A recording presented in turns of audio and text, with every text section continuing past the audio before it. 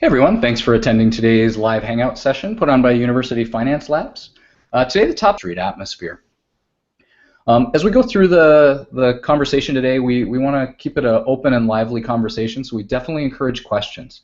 So as you're viewing this, over on the right-hand side, you should see a box with questions, and at the bottom of that, a green Ask a New Question button. Feel free at any time as we're going through this to submit your questions, any thoughts, any direction you'd like us to take the conversation. If by chance you don't see that green Ask a Question box, you might see a box that's got 9 little dots in it. If you click on that, inside there's probably a little blue Q&A ribbon. That should open that box for you.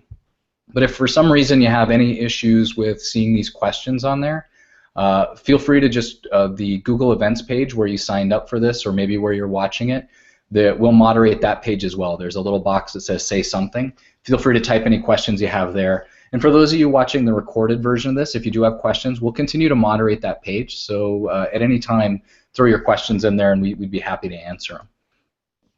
As I mentioned, all this is put on by University Finance Lab. A lot of great resources out on the website at universityfinancelab.com. If you want, you can check out a directory of finance labs that are out there, a number of partners that come together to help build these labs. There's some different products. There's a whole gallery of hundreds of different install photos that are out there if you want to see what other labs across North America are doing, how they're using technology, how they've laid out their rooms. We've tried to gather as much research as we can, different white papers, articles, etc. on the research tab. And then we've been holding these hangouts pretty much on a monthly basis for the last 6 or so months. And recorded versions of all these hangouts, including this one, are on that Hangouts tab. So if you do want to share this with any of your colleagues, or you want to go through our archives and look at some of the other topics we covered, from simulations or designing labs or lessons learned from others that have built these labs, check out that Hangout repository. A lot of great information that's there. The other thing I'd encourage you to do is check out the LinkedIn group. It's just University Finance Lab. It's an open group. Anyone can join. I think we've got 600 approaching 700 members now from all over the world. It includes vendors, it includes market data companies, it includes corporate clients, it includes faculty as well as students. So we've tried to create a nice little community where you can share ideas, ask questions about best practices around these finance labs. So if you haven't joined the LinkedIn group, I would encourage you to check that out. A lot of great conversations happen out there all the time. Joining me on the panel today for the Hangout, we've got Dave Snyder from Securities Training Corporation, Matt Doran, and I apologize, I didn't get the other Matt's last name, from Edward Jones that'll be joining us, Marvin Keene, the Finance and Economics Department Chair at Coastal Carolina University, and then Andrew Scott, who's the Assistant Finance Professor at Maryville University. Each one of those will be sharing their thoughts and opinions on, again, our topic, how to bring the real world of finance into these classrooms.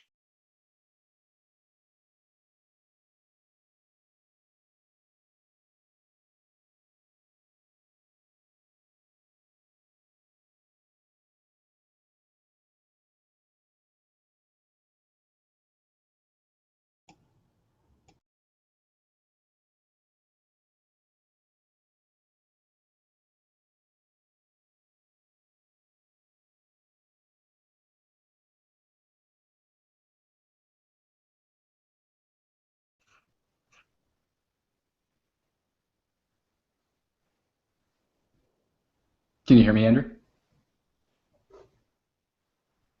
Oh, I think you're still muted. Yeah, now I can. I'm sorry. Okay. No, no problem. Take it away. Introduce yourself, please. Oh, sure. Sorry. You're all staring at me, and I'm just sitting here. But I'm back. Andrew Scott from Maryville University in St. Louis, and happy to be here. I was a trader for many years, and at some point made the switch from trading as a living to training, and found out that I really liked working with young professionals and made the switch to academia. So here I am at Maryville University in St. Louis, and happy to be here on the call today. Thank you. Great, thanks. I'll turn it to you, Dave, if you want to tell us a little bit about some of the things you're doing at STC and how you fit into the world of finance labs. Okay, terrific. David Snyder, Executive VP at Securities Training Corporation. STC is a Wall Street-based firm that trains approximately 70% of the securities industry for the FINRA licensing exams. I joined the organization 29 years ago as the head of sales and marketing, And about 4 or 5 years ago, we began to develop the university program that we're going to discuss today, delivering our content through universities and having people prepare to take their actual Series 7 exam once they graduate. Great. Marvin, I'll turn the keys to you if you want to take a moment to introduce yourself and some of the things you're doing at Coastal Carolina. Sure, absolutely. My name is Marvin Keene. I've been at Coastal Carolina for about 10 years. I'm a finance professor and department chair of the Department of Finance and Economics. During my time as department chair, I built out a finance lab at Coastal. We have about 22 stations. We have a RISE display in there, dual monitors, and a ton of software things that professional money managers use. So I'm pretty familiar with creating the finance labs, as well as we were one of the first schools to start with STC and start to work with Dave and putting together those classes that the Series 7 exam classes. So it looks great. Thanks. Excellent. And I will kick it to you, Matt and Matt, if you guys want to introduce yourselves, and Edward Jones. Go ahead, Matt. Well, hi, everybody. My name is Matt Celine with Edward Jones here in St. Louis, and I've been at the firm for about 11 years, and 5 of those as a financial advisor up in the great state of Minnesota in the last 6 years here in St. Louis. I'm responsible for one of our unique training program that we're proud of here at Edward Jones that trains and prepares folks that have less than 3 years of professional experience. So for the most part, it's recent college graduates that are looking to enter the financial advisor career. And so we provide about a 9-month training experience for our trainees, and then from here they transition out and begin building their practice all across the country. So I'm happy to be here. Thanks for the invite. And I'm Matt Doran, also started as a financial advisor. Now I'm here in St. Louis, which is where we're headquartered, and I'm a general partner with the firm responsible for our university recruiting relationships, internship programs, and the training program that Matt mentioned, which we call Financial Advisor Career Development. Excellent. Well, thanks, guys, for taking a moment here to introduce and to share your time and your insights. I think I'll start with you, Dave. You want to tell us a little bit about how you came up with the idea for the program that you've positioned in with the universities? Oh, I think you're muted, Dave. There we go. Okay, yes. Our university program, it actually began with Bryant University up in Providence, Rhode Island. Fidelity opened a large call center up there, and we were approached by the university discussing with us the possibility of teaching a general securities course on campus so that their sales and marketing and their economic and finance majors upon graduation would have a leg up when it comes to being recruited by firms such as Fidelity, so that the kids would be coming out of school prepared for the interview process, understand what the general securities market was all about, be familiar with the Series 7 exam, and post-graduation be able to sit for the exam in 3 to 5 weeks rather than 3 to 5 months. So they were the first university we started working with. I reached out to Marvin down in Coastal Carolina because my son was actually in school down there, majoring in sales and marketing, and he's now in the financial service industry, graduating a year ago, May, from the university down there. Approached Marvin with the same idea, and Marvin was the second university to decide to offer our program on campus. We trained Marvin with our content, how to deliver our material. We prepare the testing of all the questions for this school. And at the end of the day, the university is following a curriculum that's very similar to what the students would see if they were actually hired by Edward Jones without being licensed. So it started out at grassroots with Bryant, developed from there to Coastal Carolina, and now we have a number of universities across the country that are teaching our Series 7 program, general securities, if you will, on campus to their candidates. Excellent. Well, thanks for that. I think I'll shoot the question to you, Marvin and Andrew. What attracted you guys to this program? I'll start with you, Marvin, since you were one of the early adopters here. What made this interesting and a good fit for your school? Yeah, by far it was the practical side of it, just getting the students the skill set that they're actually going to use once they get in the industry, and understanding that this is exactly what they're going to need to know for not only the exam but for their career in the financial industry. So it was essential that we get those students that vision and make sure that they see that this is something that they're going to actually do when they get out there. So that was by far the draw for us, to make sure that our students are actually doing the right things, and we're not just teaching from a theoretical standpoint, but they're actually getting the practical side of the information. Great. And Andrew, same question for you. What attracted you to this program for your school? Well, it was an easy decision for us. When we were approached by Edward Jones and by STC, we knew immediately that we wanted to get involved because, we're in the business of preparing students, preparing individuals for lucrative careers where they can go out and help people and serve the world and serve society and humanity, so to speak. And we really have two sets of clients. We've got the customers, the students that we hope to bring to this university, and then we have a whole set of business professionals, industry partners that are looking, and we need to sell our graduates to, and sell, so to speak. So, we're really trying to make the friction in that process be as minimal as possible. If we can adopt programs or courses or things into our curriculum that makes this somewhere where students can come and see there's high ROI for them and their investment in their education, and we can show that there's value, extra value in our university and our graduates versus our competing institutions around St. Louis or around the country. That's a sell to our industry partners. So, we saw this course, we saw this idea as really a way to give our students a leg up, an opportunity to go out there, go on a job interview and say, hey, I've got some practical skills that some of my peers, some of the students that are graduating from competing institutions may not have. And it's really paid off. We've seen it's had very positive response from students coming, and very positive response from industry as well. So, we saw the writing on the wall. This was going to be a good gig for our students and for employers in the St. Louis area, and it has been. We just finished offering the course for the first time, had a round of students that polished up, and they're all placed very successfully in St. Louis today. So we are happy to be a part of it, and it was an easy decision to jump on board. Excellent. That's great. Well, I'll kind of wrap this first round up with you, Matt and Matt. So hearing these guys, what made Edward Jones sign on to sponsor this program? Well, it really boils down to a growing need for financial services, Ryan, and that has more to do with the external landscape than anything else. Longer life, low rates, more complexity in the markets, and fewer sources of outside income, such as pensions, have really led to a massive increase in the need for financial services. And so our desire to grow is predicated on the desire to help people who need what we do. So it's pretty widely documented that there's a talent shortage in the industry, with today approximately 300,000 financial advisors in the United States, and a third of them expected to retire over the next 10 years.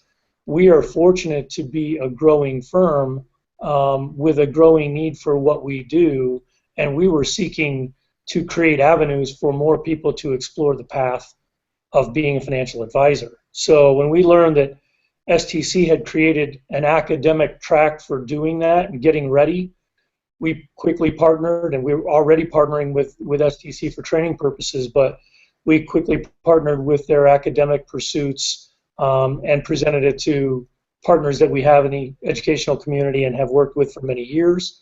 And just as Andrew said, we found a very good receptivity for that. Great. Matt, number two, anything you'd like to add or expand on?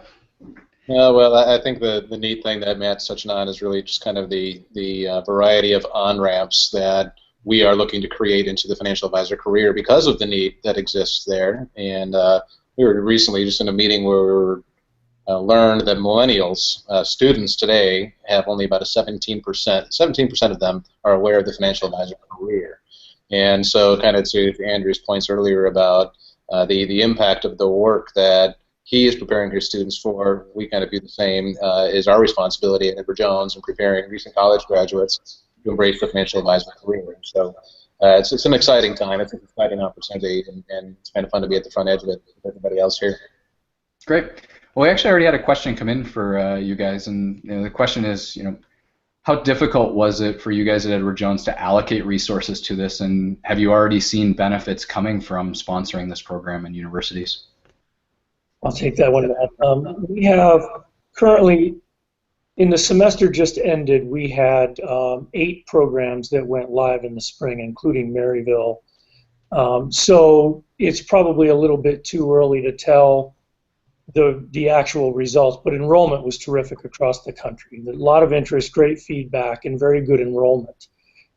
We plan to expand those relationships. We already have several other schools that have indicated they will put the course in place for the 2015-16 academic year, and we see a lot of demand going forward. What we're also doing, though, is we're trying to modify and create new internship experiences that would make the application side of this, as Marvin alluded to earlier, even more robust. So if we can marry the academics and the application, we think we'll create more avenues for people to explore the career, deepen their understanding of the career and its impact and the work while they're still in school. Great. Well, that kind of leads me to my next question here of how did you set your criteria? You said you have 8 schools that are using it and several more sign on. What was your criteria for the ones that you chose to sponsor, and what expectations do you have as you grow this down the road? Well, we're a national firm, and so we're fortunate to be able to really have long-standing relationships with major universities across the country. So it wasn't difficult to take an offering like this to partnerships we've had for many, many years. The thing that maybe tightened it up a little bit was we're primarily focused on schools where we not only have an existing relationship, but they have certain degree programs. So really business and related degree programs, but more specifically, half of the schools that we sponsored were specifically financial planning programs or financial services degree programs, or really great finance programs with a track in them toward financial management. And so we think it'll grow from there, but that's where we started, and we thought that audience would be receptive to the idea, and in fact they were. Great. Well, I'll shift to get the student perspective and the faculty perspective a little bit. So Marvin, Andrew, I'll kick a question at you. I'll start with you, Marvin. How does this program offer from other courses, and what's the student response been at your university? Yeah, no, the student response has been amazing. I've had students. We've done this going on 3 semesters, and the students, if they can't fit in their schedule, they want to make sure that it's going to be offered the following semester so they can get into it. Yeah, as I said before, it's more of the difference here is we have the traditional investments and traditional financial services courses where we teach more of the theory, some of the tools that they need. This course is more so that they can see how these tools are going to be used in the financial industry, so that they understand a little bit more about regulation, that they understand how do they actually make use of all the theories that we teach them in the other classes. So this is much more of a practical class for them. They sort of get their hands on a lot of the things that they're going to do in practice. So yeah, so the students really appreciate getting that side of the information instead of just getting more from lectures. So they really get involved, get into the class. Is this something you see them trying to put in towards one of their last semesters before they graduate, or is it something they take a little bit earlier on in their school career? When do you see it best fitting in their course load? Yeah, definitely towards the end. What we try to do is get them some of the foundation. Our program is about eight finance classes. So we usually encourage the students to take them after they've taken some of the core finance classes, the corporate finance investments, the institutions. When they're taking some of their electives, that's when they pick up this class. Is that towards the end, towards the electives and capstone type things. Great. Well, same question to you, Andrew. What's student response been, and how does this differ from some of the other courses that you guys have in your business program? Sure. Well, the course, it's got an interesting reputation on campus. As you can imagine, it's not the most difficult course that we have in our finance curriculum. Quantitatively, we've got international finance, institutional finance. I teach a portfolio theory course that are all much more difficult But this class definitely takes more time than many of the other courses, just because of the breadth and the depth of the information. You know, there's a pretty hefty text that STC has provided for us with Edward Jones's support, and that text can't be read lightly. You know, it's got to be scoured over and over, and the course takes a lot of time. And the course on campus, it's got a reputation of being a difficult course, not because of the quantitative nature, just because of the sheer amount of work you have to put in order to be successful.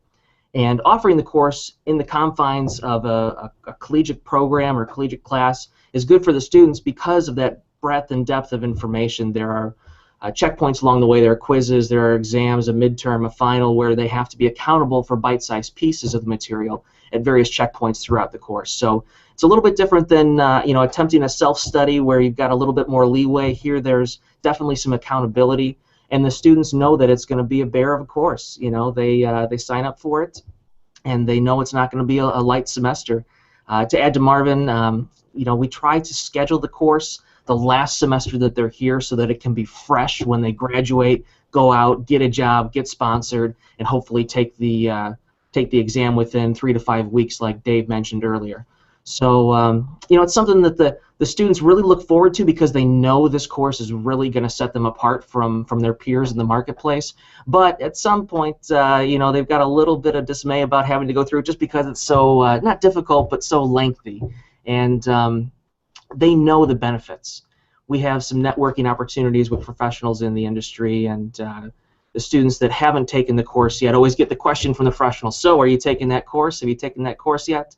And they know that it's something that is going to be valuable. It's something that's going to set them apart as Maryville University graduates. So it's a love and hate relationship with the course, just because of the time involved and the studies that are involved to get a passing score on the final exam, which is an indicator for success on the actual FINRA examination. So it's the student response has been wonderful. We've had a small group of seniors come through. We're a young finance program and have had our first round of seniors take the course, and we're anxious for a larger group of graduating seniors next year to take the course a second time. Great. Well, I'll round things out with you, Dave. You want to tell us a little bit about how many schools are currently involved in the program, and how's it been received by the schools that you've worked with and the various partners you have? Oh, I think you're muted, Dave. There we go. Currently, this last semester we had 10 schools. Can you hear me now? This last semester we had 10 schools participating across the country with a tune of about 125 to 130 students nationwide. In addition to our partnership with Edward Jones, we have been approached by a number of other large firms in addition to Jones for additional support and sponsorships as we move into the fall semester. We anticipate that for the fall semester we should see another 10 to 15 schools be added to the program. So we've got corporate sponsorship like Edward Jones and other firms. We're growing through the natural network of schools. I personally attend 5 or 6 of the association conferences, including FMA, Eastern Finance Association, Southeast Association. So we're out there seeing the schools, meeting with the professors and deans, sharing with them the concept of the program. From a faculty standpoint, in addition to developing the program on campus, STC also works with the kids for 1 year post-graduation. So the candidates that are graduating in May of this year, throughout the summer, if in fact they find themselves ready to get sponsored and take the Series 7, they come back to STC for additional support, including some additional final exams, our own personal classes they can attend. So we're not just providing them the training at the university, but we're staying with them for a year post-graduation to help them get out in the real world and find themselves getting a job. We've also seen, the discussion here has been a lot of the economics and finance students. We're seeing now more of the university's sales and marketing departments introducing this to the kids, looking at kids coming out of schools with a degree in sales and marketing that will ultimately be looking at possibly a first job in a call center or working in a bank as a platform personnel. So we've seen it kind of grow, and again, it's rather new. This is the second full semester that we've been really rolling it out. As I said, it's sat dormant kind of with Bryan University for about 5 years. So it's being well received by schools, and we expect it to continue to grow as we move into the fall semester. Great. Well, we have another question that came in here that's targeted at you, Marvin and Andrew. The question is do you have any success stories of where you've seen your students get placed more successfully, or has it sped up the time after they graduate to getting hired? I'll start with you, Andrew. Any observations around that? Yeah, absolutely. I can tell you that the students that we've had take the course have had their choice of employers. It's not a matter of whether or not can I get a job in the industry. It's, you know, where do I want to work in the industry? What's the best fit for me? And you know, we're all about experiential education here. I think one of the big issues today in finance programs is that, you know, these students come out and they have this tremendous toolbox of quantitative skills, but they don't know what they want to do. They haven't been exposed, and you know, it leads students to take a job that they end up not liking. It leads employers to making a mishire, hiring someone, spending time to train them, and then 3 months later, 6 months later, they're gone to pursue something else. You know, this program and the experiential learning opportunities we have really help students, you know, get to know the industry, get to know what it's like to be a financial planner or financial advisor out there, so that hopefully they can make a good choice when accepting a position. Same thing for employers. We hope that employers come to us because they know that our students have a better idea of what they want than the graduates of another program out there. And we've had, like I mentioned earlier, we've had several great placements from our recent graduating class. We just had several students finish up and graduate from our program and finish the Series 7 prep course here a few weeks ago, and several of them have started already at large firms, mainly in St. Louis. But certainly they are getting placed, and they are usually having some say in the matter of where they wind up. So we think that's a good thing. You know, it used to be 10 years ago, get a degree in finance and you're set. And now students are really taking a closer look at the partnerships and you know, at the individual curriculum and what's going to make them more marketable once they get out on the job market. So it's really been a great asset for our program and for our students, absolutely. Great. Marvin, anything you have to add to that in terms of any success stories you've seen or how it's helped your students get hired more quickly? Yeah, absolutely. You know, as Andrew said, the course isn't really difficult, but you know, it's extra work for the students. So we obviously see that this course is sort of a self-selection process. The better students that know that this is going to help them in their career, they'll choose to take this course. So I don't know where the cause and effect comes in, but you know, since we've offered this course, we've had students go to some of the top firms in the industry, the Merrill Lynch's, the Vanguards, and so again, but these are our better students. So I think this puts them, you know, even a step ahead of their classmate, whether it's at the same university or other universities. But again, these are some of the better students that choose to do this, and so this just gives them that added piece to their resume that they can walk into a position and the company knows that they're already ready to sit for the exam. They don't have to spend months upon months preparing the student just so that there's a chance that they pass. They know that they're ready to take the exams pretty much day one. So it does definitely help our students, and we've seen that evident. Great. Well, I'll kind of throw the same question at you, Matt. And Matt, you know, have you seen any success stories? Has this helped a position, or does it take preference if you're looking at candidates within Edward Jones, that people that have taken this type of training class? Does it, you know, give them a leg up?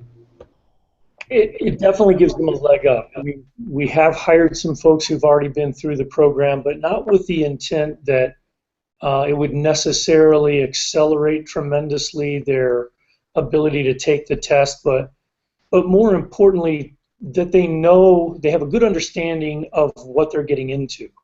There are an awful lot of people who don't have a great awareness of the work that we do, and they accept a job they don't really understand. It's not that we can't teach them, but it's certainly better if they're self-selected with a good awareness of what the work is and how it impacts the lives of other people, because attrition is bad for everyone. So even the student who pursues a career path that they wind up leaving because it wasn't what they thought it was, or it was harder than they thought it was, it's bad for the student, it's bad for the client, and it's bad for the firm. And so what we see is creating more opportunities for people to explore and understand the work allows us to move forward with people who've made that commitment. And so we're really pleased to hire people who've gone through this coursework because we know they understand what they're striving for, and we certainly expect it will help them in the licensing process. But more importantly, it's given them an opportunity to become fully aware of what the career demands. Great. Dave, I'll kind of kick it to you to round it out. You know, in all the schools you're working with, have you heard of any great success stories or how taking these classes have helped students get hired more quickly? Oh, I think you're still muted, Dave. Okay. Yeah, so we're finding the same response that you're getting from the professors and Matt. A lot of interest from our other corporate sponsors. Again, what Matt's alluding to is very important there, that these kids are coming out of school now at least familiar with the industry, familiar with the Series 7 exam, going into the interview process, job ready or willing to take a look at that career. So we're seeing that. And in the case of Brian, our CEO was recently at a dinner. He's a former alumni from Brian, and a number of students who had talked to him about this course and how it was probably the best program they ever took on campus, that it was the most job-ready, realistic program they've ever taken, and many of them were finding jobs in the industry because they chose to look at the industry. Historically, especially your sales and marketing kids have no idea what's out there, and this course taught by a university really opens the world and their eyes to what other job opportunities are out there. And so the response has been very positive, both the students as well as the faculty at the universities that we're speaking with. Great. Well, I'll shift gears here just a little bit. So let's talk about the rising cost of college degrees and the focus that everybody's putting on their future career. Do you guys see trends towards schools offering more classes like this? And do you see more of these private-public partnerships with companies like Edward Jones playing a bigger role moving forward? I'll start with you, Andrew. What's your thoughts?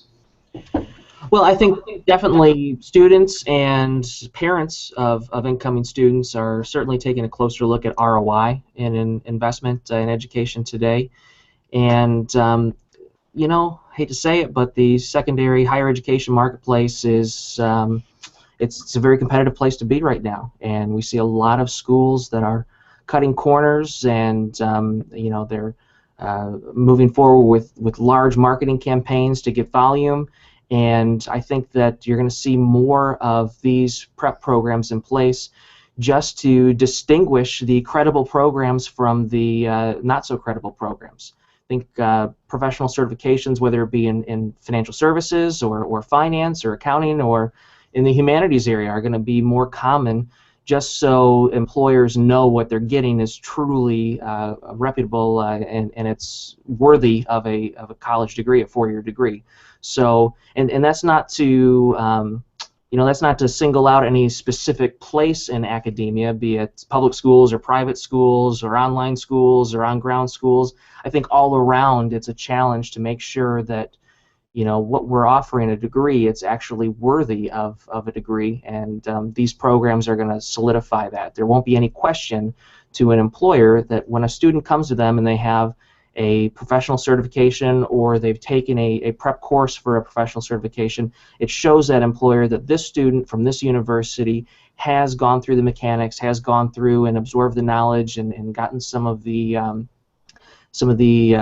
tools in their tool belt that they need to be successful in that career field. So I definitely think this is going to be more prevalent. I hope here at Maryville that we lead that charge and stay ahead of the curve. But certainly something in the next decade I think we'll see improving significantly. Fantastic. Ryan, if I can make a comment, Ryan? Go ahead.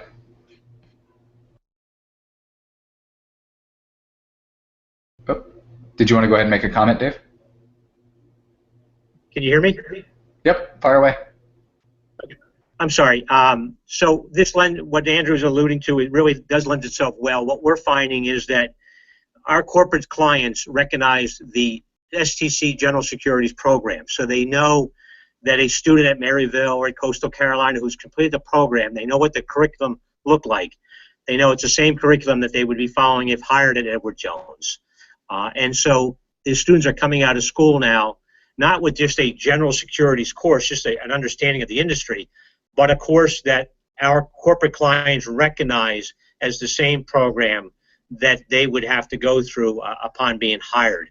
So it goes back to what Andrew was saying, the school, Wall Street, and STC as the vendor are tying it all together, so we have consistency of message for these kids when they come out of school. Great. Marvin, anything you'd have to add to that in terms of more public and private partnerships and expanding more courses like this? Yeah, absolutely. I think we all know anecdotally that the percentage of students that actually go to work in the field that they get their degree in is pretty dismal. It's pretty low. And I think as the trends increase, and as Matt said earlier, if a student can come out understanding more about the discipline that they're actually getting their degree in, it'll at least lend towards a student understanding that field, knowing if that's something they want to do for the rest of their career. And so I think not only students but parents and society would tend to want to gravitate towards an industry, in academia at least, that prepares students for something that they know they're going to do. So I think these courses will allow students to get a better feel for whether or not this is actually something they want to do for their career. So I definitely see the trend continuing along this path and having more courses like this to really get the practical side in the students' hands. Great. Matt, I know you guys have already covered a lot of this stuff, but what do you see trend-wise with stuff like this and more public and private partnerships? Yeah, I think this is a very relevant topic, Ryan, because the world of work has become much more specialized, and education at the end of the day is an investment. So there's an expected return on that investment. It can come in many forms, but whether it's flexibility, mobility, independence, being better well-rounded, or being more marketable, it is an investment. And I think the trend is likely to accelerate.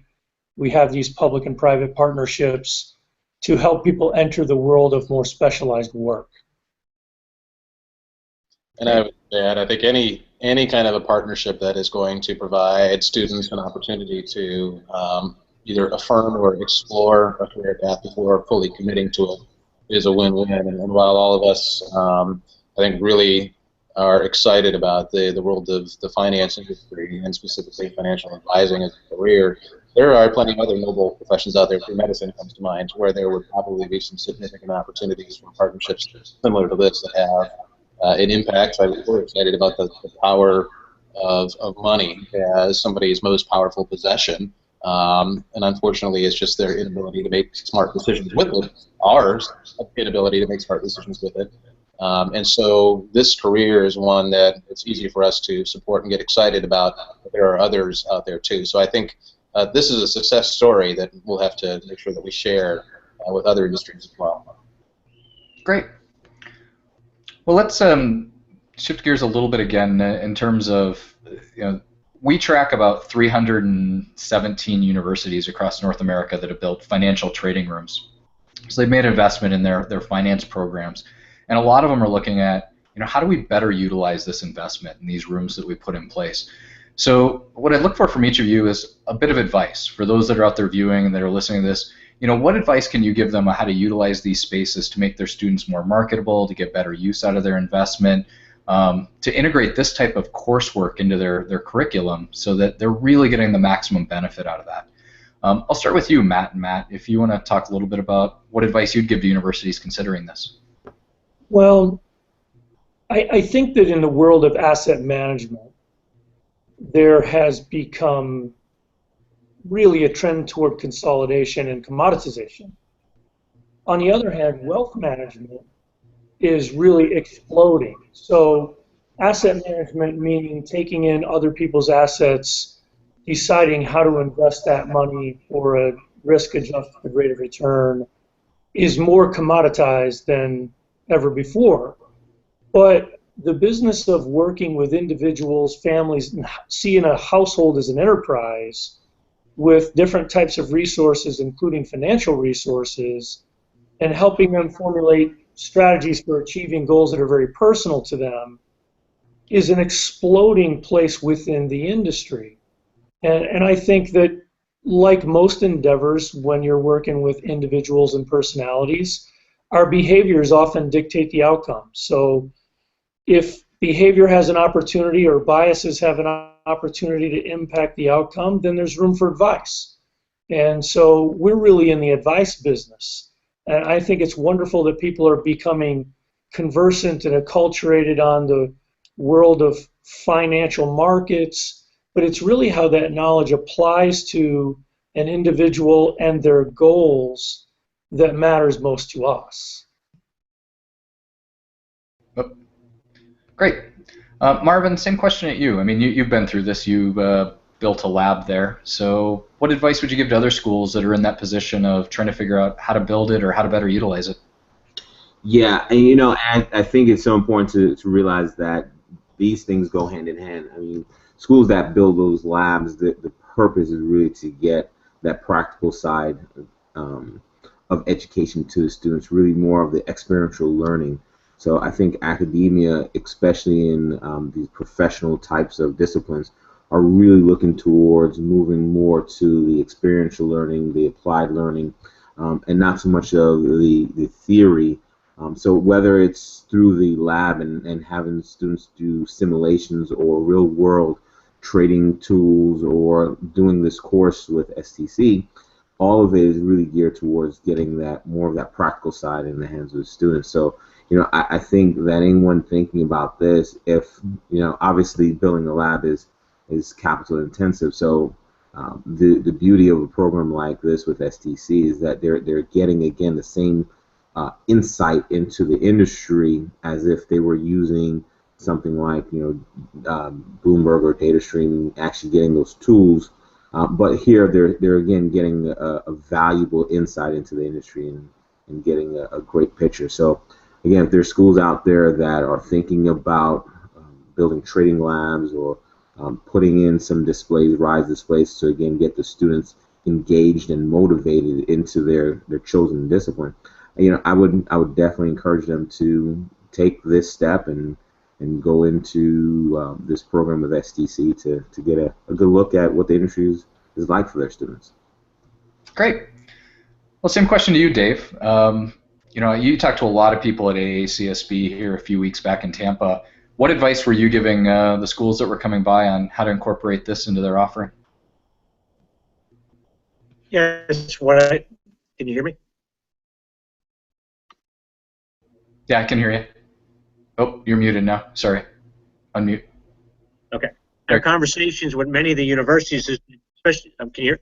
Those universities that have labs, it's the additional usage of those labs by opening up the world on the campus to more of the students who have not been exposed to anything to do with the economics and finance departments, bringing more of the sales and marketing and business majors into the universe. And so that's one of the things we're seeing is if you made the investment into a lab or you're thinking about making the investment into a lab, in addition to the cost associated with it, how do we get a better return and more exposure to more kids on campus? So we think this program lends itself very well to those schools who have made that kind of commitment already. And many of the professors and deans share the same kind of thoughts that I do when it comes to how do we better utilize the lab and get more kids interested and open to the industry. Great. Same question to you, Andrew. What advice would you give to schools that are looking at deploying something like this? Hey, all of your senior level finance classes need to be taught from a practitioner point of view. I mean, if the goal is to get these students a job once they leave our walls, we have to have these senior level finance courses be taught in a way where the student can do the thing that they need to be doing once they get employed. You know, if you're hiring someone to be a singer, it doesn't matter that they went to a concert or went to 4 years of concerts. They have to be able to actually sing, right? So that's why our portfolio theory class or our Series 7 prep course, our institutional finance course, we have the students do things in a laboratory environment where they can actually get some usable skills that can transfer to the job. It doesn't matter that they listen to a beautiful lecture on financial theory one day in a classroom. They have to actually be able to apply that understanding and that knowledge. So I think it's absolutely crucial that you've got an investments course or a portfolio theory course taught in a laboratory environment where the students can get dirty with the data and actually apply some of the theory that they're learning. Now, there is a kind of a catch-22. We can't get into a world or a situation where students are just plugging and chugging and not really understanding what's going on behind the scenes. They can't just know, oh, I use this formula and I'll get the right answer for the test. They have to know the theory and then be able to apply the theory also. So there's certainly a delicate balance there between having, you know, too much application and not enough application, where I think a lot of schools err on. So, you know, we try to you know, walk that line very you know, very deliberately, have it the right balance, the right mix between theory and application. Great. Well, we're at the 45-minute mark, so we're just kind of on the downhill slope here. We're going to wrap things up. So just a reminder, anybody that has any questions, you know, throw those in. We want to make sure and get any of your questions answered here before we close things out. While we're waiting for any last questions to come in, I'll give each one of you guys just a moment to kind of share your closing thoughts. And I'll start with you, Matt and Matt. If you just want to share, you know, closing thoughts, anything you'd like as a takeaway for anybody that attended today, you know, to keep in mind as they're looking at something like the STC program. I'll give a couple. I think all of these programs, finance labs, the great finance programs that are out there, financial planning programs that are out there, sales, marketing, general business, I think these programs all do a great job of giving people a foundational level of knowledge that gives them flexibility and breadth in what they could pursue.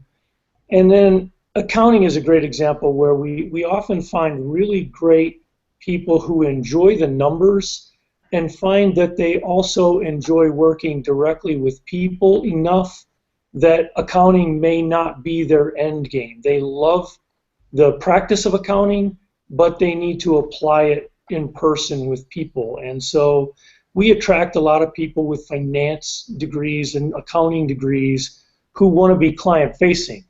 And so I think the finance labs and all these great programs are helping people to self-select into the financial services career and then find the best fit within the career for their particular work style or preferences. Many of whom land in an advisor capacity because they want to work directly with other people. And I would share that I think when you believe what we believe about the industry itself and the impact that a financial advisor can have on a person's life, I shared at the start that my role here is leading the Financial Advisor Career Development Program, which is a 9-month training program where we have attrition from our folks in the program. It is at really 2 key points. One of those is because they haven't successfully completed the licensing exams. That's number one. The second one is because folks get into the program and then they quickly realize that this isn't the kind of a career that I thought it was going to be. And so I think that's the biggest thing I'm really enthused about with all these programs that we're talking about, is they help to really, hopefully, to help shrink some of those instances that we're talking about right there with the attrition, people just kind of committing to a career without fully understanding what it is they're committing to. So, great. Marvin, any closing thoughts or takeaways you'd like to leave with our audience? Yeah, absolutely. You know, I think it's, you know, as the guys have said today, you know, it's pretty closely, obviously, tied to finance. We're building finance labs, and you know, we're training these individuals to have careers in finance. But you know, I like the direction that Dave is looking at with this, and not only for finance and economics. That, you know, we've had discussions at Coastal for our marketing students, and so it's this industry is just as much sales related as it is finance related. So, you know, I think that what we'll see is that we'll see a lot of students from the marketing side of it come into this as well, and we'll get a lot of students not only from finance and economics, obviously, but we'll get a lot of marketing students that are interested in the field and never really had exposure to it. So I think classes like this and the finance labs will give exposure to other disciplines, and we'll see a growth, I hope, in the industry and individuals getting into the industry. Great, thanks. Closing thoughts from you, Dave? Any key takeaways, and probably the biggest one for any of the schools out there watching that are interested in the program, where should they go to learn a little bit more?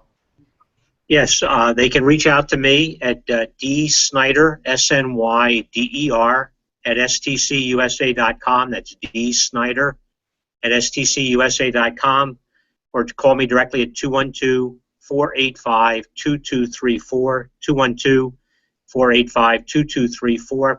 And my biggest takeaway is in the year and a half that we've been really growing this thing, it's been very rewarding. It's so rewarding to be dealing with both the universities, our corporate clients, and really impacting where this next generation is going. And so after doing this for 29 years, I have to say this last 15 months has been the most exciting time I've had in quite some time. And I'm looking forward to the continued growth for this product and working with these professors and corporate sponsors as we move into the next semester. So thank you. Excellent. Last but not least, Andrew, what are your closing thoughts and takeaways for our audience? Well, it's pretty easy for a middle school student, a high school student to look at a firefighter and see what a firefighter does, or look at a doctor and see what a doctor does and have an idea of what their day looks like. I think that's harder in the financial services industry. Folks that are middle school, high school, or heck, even folks that are in a finance program, if they're 3/4 of the way through a finance curriculum at a university somewhere, they don't always know what it's like to be a financial services professional or be a financial advisor. So I've really seen this almost at the same level as a holy mission to try to get these students to know what it's like to be a financial advisor out there. We know there's a huge shortage. We know that mankind is not going to be serviced appropriately unless we get people to take interest in this career. So, when I think about my small role in helping students, helping graduates find successful careers at Jones or find successful careers at J.P. Morgan or Scottrade or Wells Fargo, I really look at it as a personal mission to help and serve the growing marketplace. It's something that it's not going to just fix itself. People aren't going to magically be enticed to come work in financial services or stay in financial services. It's really a task that I think we all need to take up, and training people and getting the right people into the right fields, into the right jobs at an Edward Jones, for example. So it's certainly it's the road less traveled right now. I think it's something that takes significant work on a professor's end to develop, significant work on an employer's end to help sponsor and help develop, but definitely rewarding and worthwhile in the end, because it's going to fill a major gap in the economy, a major gap that needs to be filled and filled quickly. So I'm humbled to be a part of the process, the small process, and getting these high-quality graduates, high-quality students into these jobs where they're hopefully going to stay and not leave and not drop out because they can't pass or they don't want to be in the career once they know what it's about. So it's definitely something that has been rewarding to me and something that I see as useful and a big need in the economy right now. So Ryan, thank you so much for putting this all together and getting us all together today to talk about this huge need and this worthy cause. Appreciate it. No problem.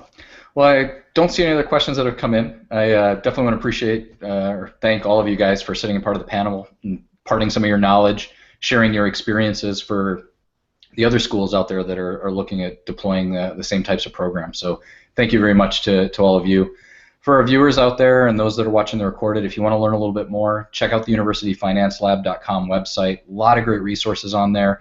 And if you have any questions, you want to get in touch with any of the people here that were on the panel, or Dave, or somebody to come in and help figure this stuff out for you, just hit the contact us form on there, and one of our regional guys will reach out to you and definitely get your questions answered and help get you on the right path with your finance lab.